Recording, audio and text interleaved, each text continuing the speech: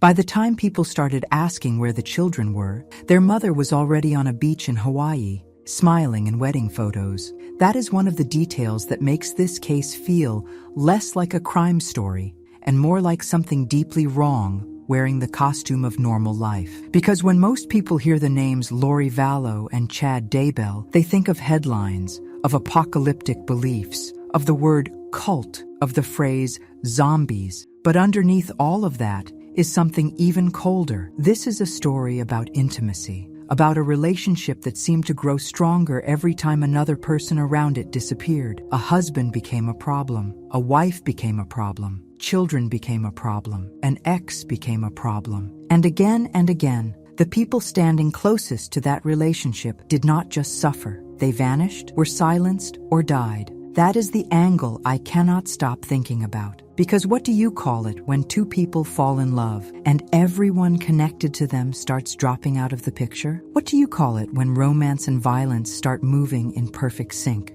At what point do you stop calling it obsession or delusion or fantasy and start calling it what it really was? We need to talk about this case carefully because the surface version is already famous. The surface version is bizarre. The surface version almost distracts from the deeper horror.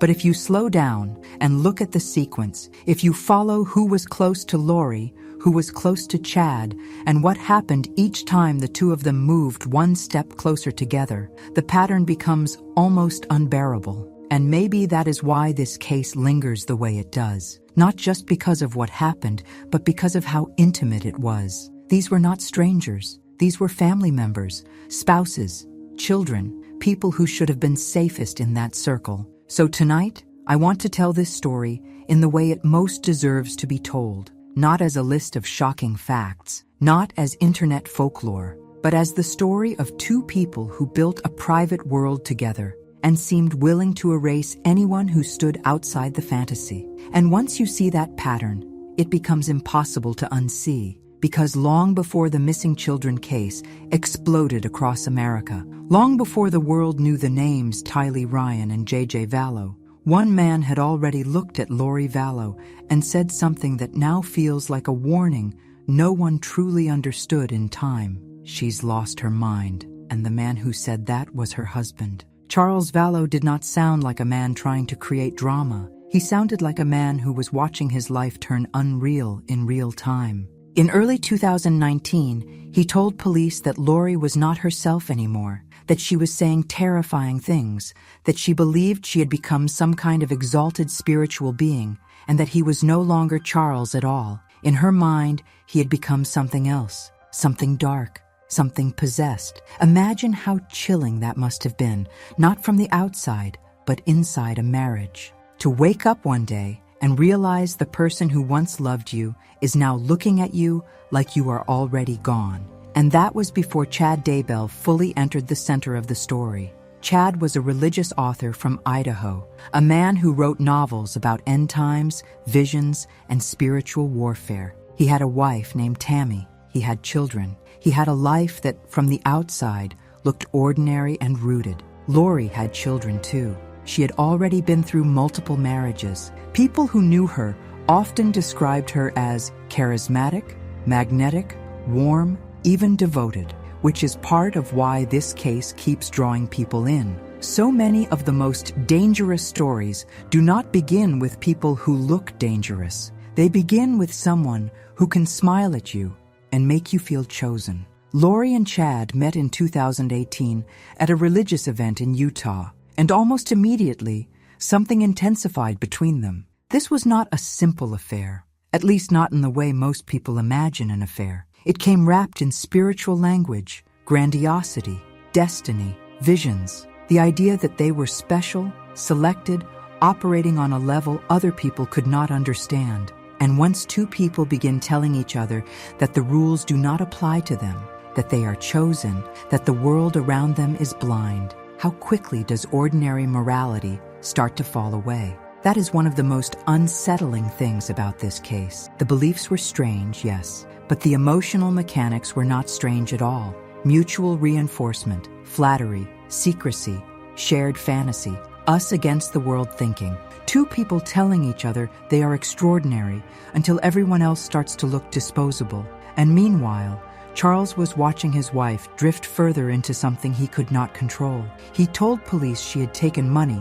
He said she had locked him out. He said she was speaking in ways that frightened him. He described a woman who believed he had been replaced by a dark spirit. And maybe one of the most haunting details in this entire story is how early the warning signs were there. Not hidden, not buried in hindsight. There, out in the open, recorded, spoken, documented. A husband saying, in essence, something is terribly wrong here. How many true crime cases feel different when you realize the victim tried to explain the danger before the world was ready to hear it? And yet, at that stage, it still could have looked to some people like chaos inside a marriage, a domestic breakdown, an unraveling, the kind of thing people assume will either settle down or burn out. But it did not burn out. It sharpened, because a few months later, Charles Vallow would be dead. On July 11, 2019, Charles went to Lori's home in Arizona. By the end of that morning, Lori's brother, Alex Cox, had shot him. Alex claimed self-defense. He said Charles had come at him with a bat. But from the beginning, the scene left behind questions that would only grow louder with time. The delays, the behavior afterward, the emotional flatness that people noticed, the way the story seemed to shift depending on who was telling it. And hovering over all of it was the fact that Charles had already said Lori believed he was possessed. If someone has already been recast in your mind as no longer human, how much easier does it become to justify what happens next? That question matters because this case was never just about what people did. It was about how they were redefined first. After Charles died, the machine did not stop. It kept moving. Lori collected life insurance expectations that did not go the way she thought they would. She kept traveling. She kept talking to Chad. She kept living as if the emotional center of her life had already shifted somewhere else entirely. And that is where this story becomes almost impossible to hear without feeling your stomach drop. Because the death of Charles did not lead to fear, caution, retreat, or grief. It led to momentum. That is one of the clearest signs, in hindsight, that this was not random chaos. It was progression. And if Charles's death now looks like the beginning of a sequence, the next part is where the story turns from disturbing to unbearable. Because after Charles was gone, Lori moved with her children, Tylee Ryan and 7-year-old JJ Vallow, to Rexburg, Idaho, near Chad Daybell, closer to him, closer to the future they seemed to want, closer to the place where so much of this story would eventually collapse. Tylee was 16, old enough to see things, old enough to be difficult to fool forever. JJ was 7, a little boy with autism who depended heavily on routine, familiarity, and the people he trusted. And if you sit with that for a second, it makes what happened next feel even more intimate, even more cruel. These were not abstract family members. These were children with personalities, needs, voices, habits. Children who were not just in Lori's life.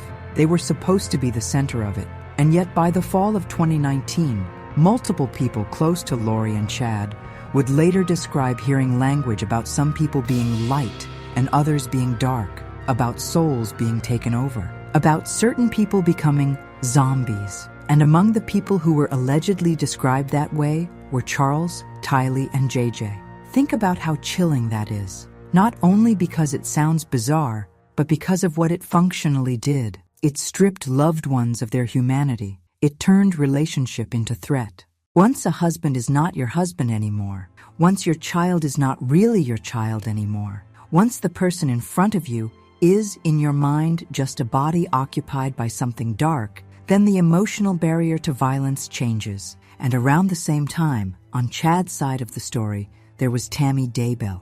Tammy had been married to Chad for decades. She worked. She raised children. She had a real life, a solid life. A life that looked nothing like the fever dream mythology Chad and Lori were building together. Then, in October 2019, Tammy told people a masked man had approached her outside her home and pointed what she initially thought was a paintball gun. She was shaken. She described it as weird and frightening. 10 days later, she was dead. At first, her death was treated as natural, and that detail matters more than almost anything, because in a case full of dramatic headlines, some of the most devastating moments are the quiet ones, the ones where people almost accepted the explanation, the ones where the truth nearly slipped past under paperwork, under routine, under family shock. A wife dies suddenly, no immediate autopsy. A husband says little. The world moves on, except it didn't move on, because barely 2 weeks later, Chad Daybell married Lori Vallow in Hawaii. 2 weeks. I want to pause there because that timeline alone tells you why this story remains so haunting. Tammy dies. The children are already vanishing from sight, and Chad and Lori are on a beach, smiling in wedding clothes, as if the future had arrived exactly on schedule. What kind of love story needs that much empty space around it? Before we go further, tell me where you're watching from tonight. Cases like this pull people in from everywhere, and I'm always curious where these stories are reaching. And if you care about long-form true crime that stays focused on the emotional truth of what happened, not just the headlines everyone already knows, subscribe. It genuinely helps these stories be heard outside the mainstream churn, where they usually get flattened into one-word labels and then forgotten, because this part of the case is where the dread really deepens. By late September 2019, Tylee had last been seen during a family trip to Yellowstone. JJ was last known to be alive days later in Rexburg. Then the ordinary anchors of childhood began disappearing one by one. JJ stopped attending school. Lori told the school she would homeschool him, but there was no real continuation of his routine, no clean next chapter, no stable explanation, just absence. And absence in true crime is often where the truth starts breathing. By November, JJ's grandparents, Kay and Larry Woodcock, had not heard from him in far too long. Kay pushed for a welfare check. That matters, because if she had let one more excuse pass, one more day go by, how much longer would this story have stayed hidden? Police went to Lori's apartment in Rexburg and asked to see JJ. They were told he was with a family friend in Arizona, but when investigators followed up, the family friend, Melanie Gibb, said JJ was not with her. And according to testimony, Lori had even asked Gibb to say he was. That, to me, is one of the clearest close circle moments in the entire case. It was not just violence, it was recruitment, pressure, the attempt to pull other people into the lie, to make the cover-up feel communal. And when police came back the next day with search warrants, Lori and Chad were gone to Hawaii. That image is so disturbing because it is so clean. 2 people in paradise, 2 children missing, a dead husband in Arizona, a dead wife in Idaho, and every answer sounding thinner than the last. At that point, the case became a national obsession. Photos of Tylee and JJ were everywhere. Reporters asked where the children were. Lori was questioned and still would not produce them. The silence itself became a kind of statement. Not grief, not panic, not visible desperation, just distance. And if you were following it in real time back then, that was the feeling that made this case hard to shake. Not only that the children were missing, but that the people who should have been frantically helping to find them seemed more invested in protecting a private world than in proving the children were safe. The realization that for some people, the lie matters more than the child. Investigators kept building the timeline. They looked at phone records, money trails, movement, storage units, shifting stories, digital traces. They learned more about the religious language, more about the romantic relationship, more about how quickly Lori and Chad's lives seemed to merge after the deaths around them. They also learned that during the very period when the children were vanishing, Lori and Chad appeared to be calmly managing belongings, logistics, and appearances. And maybe that is what makes this case so effective for storytelling years later. It is not just shocking, it is structured like dread. Every new discovery does not contradict the last one. It makes it worse, because once investigators started looking past the spectacle and into the pattern, they were no longer asking whether something terrible had happened. They were asking where the children were buried. Nearly 9 months after Tylee and JJ were last seen, investigators searched Chad Daybell's property in Idaho. If you know this case, you already know that sentence lands like a door closing. Phone data and timeline evidence had started pulling attention toward that land. One especially grim detail involved a text Chad sent on the day Tylee is believed to have been killed. A message about burning limbs and shooting a raccoon on the property. Read in isolation, it could sound mundane, even stupid. Read after everything else, it sounds like a man trying to build an alibi into ordinary language before anyone even knew there would one day be questions. That is the kind of detail that true crime audiences never forget, because it reveals the private confidence of someone who thinks the future can be managed. On that property, investigators found human remains. JJ was found buried, wrapped in plastic, bound with duct tape. Tylee's remains were found burned and dismembered. There are some cases where the emotional horror lives in speculation. This is not one of them. This case crossed that line into physical, undeniable reality. A child hidden in the ground, a teenage girl reduced and concealed on the land of the man her mother had chosen. Chosen. That word matters here, because even after all the language about prophecy and possession, we are still left with choices, real choices, human choices, a mother, a lover, a husband, an uncle, a circle of people close enough to protect, close enough to tell the truth, close enough to stop it, and somehow that circle became the place where the children were least safe. How do you even begin to process that as a surviving family member? How do you survive knowing that the person who was supposed to keep those children alive was the very person standing between them and the truth? The discovery of the bodies changed everything, but in another sense, it changed nothing. The shape of the story had already been there. The affair, the deaths, the missing children, the lies, the sudden marriage, the vanishing conscience. Finding Tylee and JJ did not create the horror. It confirmed it. And it forced the world to confront a question that still sits at the center of this case. Was this really about belief? Or was belief simply the most convenient language available to two people who wanted a life without obstacles? That question becomes even more pointed when you look at the motive prosecutors would later lay out.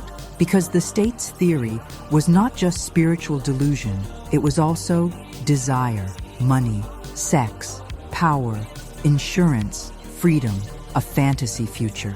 In court, prosecutors argued that the zombie language and apocalyptic framework were not the core truth of the case. They were tools, narrative cover, a way to spiritually rename murder so it felt righteous from the inside. And honestly, that may be the darkest part of all, because if this had only been madness, it would still be horrifying. But if it was also useful, if the theology conveniently mapped onto every person who stood between Lori and Chad and the life they wanted, then the case becomes not only bizarre, but brutally recognizable. People rewrite morality all the time when they want something badly enough. This is just one of the most extreme examples of what that looks like.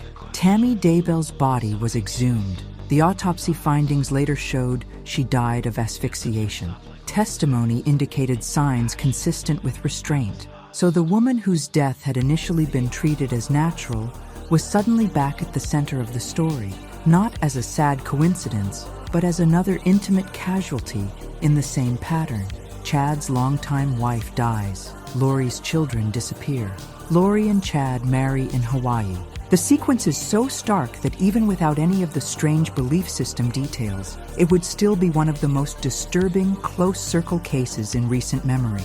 And then there was Alex Cox, Lori's brother, the man who shot Charles Vallow, and who investigators believed played a central role in carrying out the violence. He died in December 2019, before he could ever face trial in these cases. So one of the most important operational figures in the story was gone before the full truth surfaced in court. Another person close to the center, another silence. This is where a lot of people get trapped in the mythology of the case. They focus so much on the weird language, the ratings of who was light and dark, the spiritual jargon, the end times imagery, that they almost lose sight of the emotional simplicity underneath it. Lori and Chad wanted each other. and people around them kept dying. A husband, a wife, children, an attempted hit on Brandon Boudreaux, Lori's niece's ex-husband. A circle of escalating harm surrounding one relationship. So was the ideology driving the affair, or was the affair weaponizing the ideology? That is a question I want you to sit with, because I think it changes the entire emotional experience of this case. If two people start telling each other a story in which everyone they want gone is evil, possessed, or already spiritually dead, does that story create the violence, or does it simply bless it? By the time the trials began, the public had already lived with this case for years. But courtroom testimony has a way of stripping away internet fog. It forces stories back into sequence, back into evidence, back into human consequence. In 2023, Lori Vallow Daybell was convicted in Idaho of murdering Tylee and JJ, conspiring to murder Tammy Daybell, and related theft charges tied to benefits collected after the children's deaths. She was sentenced to life in prison without parole. And even then, even with the enormity of what had already been proven, the legal story was not over. Because in 2024, Chad Daybell went to trial in Idaho for the murders of Tammy, Tylee, and JJ. Prosecutors argued that his desire for sex, money, and power sat underneath the spiritual language. He was convicted, and then he was sentenced to death. I think that matters not only legally, but narratively, because for years, Chad had been presented by some as passive, as if he were simply swept into Lori's storm. The conviction rejected that framing. The evidence painted him not as a bystander, but as an architect of the fantasy, a man who helped create the theological permission structure that made the killings seem meaningful from the inside. And then there were the Arizona cases. In 2025, Lori was convicted in Arizona in connection with the conspiracy to kill Charles Vallow and in the conspiracy involving Brandon Boudreaux. She received additional life sentences. By then, the story had stretched across states and years, but the pattern never changed. Every time investigators returned to the center, they found the same thing: private obsession radiating outward as destruction. One of the most powerful moments to come out of those later proceedings was from Colby Ryan, Lori's surviving son. He said, "I believe that Lori Vallow herself is the family tragedy." That line is devastating because it cuts through everything: the doctrine, the slogans, the headlines, the strangeness. It brings the case back to family, back to the unbearable truth that the source of the devastation was not some faceless force, not some mysterious darkness, but his own mother. And honestly, what do you even do with a sentence like that? How do you carry that into the rest of your life? How do you rebuild after the center of your family becomes the reason it was destroyed? The judge in Arizona spoke about Lori's manipulation and the wake of destruction left behind her. And that phrase fits, a wake of destruction, because this case did not break one life. It broke through multiple homes, multiple marriages, multiple generations. And it did so while wearing the language of spiritual purpose, which somehow makes it feel even more violating. There is another detail that stays with me too. During the investigation into the children's remains, Chad called Lori and told her police were on the property. He said, "I love you." Imagine hearing that now, a phrase that in almost any other context would sound tender, familiar, safe. Here, it lands like ice. Because in this story, love was never just love. It was the private bond inside which reality was being rearranged, names were being rewritten, and human beings were being reduced to obstacles. That is why this case fits so painfully well into the idea of close-circle crime. Not because it was simply committed by family, but because the intimacy itself was part of the mechanism. These were not crimes happening outside the relationship. They were crimes that seemed to have grown out of it. And even after verdicts, even after life sentences and a death sentence, there is something about the case that still resists emotional closure. Maybe because the losses are too layered. Maybe because the children at the center of it remain impossible to think about, without feeling the full obscenity of adult selfishness. Or maybe because the case forces a question none of us want to sit with for too long. How close can danger get before we stop recognizing it as danger. What I keep coming back to is how ordinary the people around Lori and Chad once seemed to feel. Charles was not a rival in some dramatic thriller. He was her husband. Tammy was not a symbolic obstacle. She was Chad's wife, the mother of his children, a woman living her real life while something monstrous was growing beside her. Tylee was a teenage girl. JJ was a little boy who needed stability and care. These were intimate, domestic, familiar bonds. And that is exactly why this story hurts the way it does. Because it is one thing to hear about violence. It is another to realize that the safe place was the trap. And maybe that is the final truth of this case. Not that it was bizarre. Not that it was sensational. Not even that it was evil, though it absolutely was. It is that a private romance became more important than every human being attached to it. More important than truth. More important than family, more important than children, more important than the basic obligation not to destroy the people who trust you. When people describe Lori and Chad as obsessed with prophecy or control or spiritual warfare, they are not wrong. But I think the simpler and more haunting description is this. They built a world where their love story mattered more than other people's lives. And once that happened, everybody close to them was in danger. So if you leave this case with one thought, let it be that. Not the tabloid label, not the internet myth-making, not the easy shorthand. Leave with the pattern. A husband warned that something was terribly wrong, and then he was dead. A wife reported something frightening, and then she was dead. 2 children vanished as their mother stepped deeper into a new romance, and then they were found buried on the new husband's property. A surviving son stood in court and said his mother herself was the tragedy. At some point, the strangeness stops being the story. The betrayal is the story. And that is why, years later, this case still feels so chilling. Because in the end, it was not about strangers. It was about the people closest to the center. The people who believed they belonged there. The people who should have been loved most. So I want to leave you with the question this case keeps asking, whether we want it to or not. If the person promising love is also the person rewriting who deserves to live, how long would it take to realize that what you are looking at is not devotion at all? It is elimination.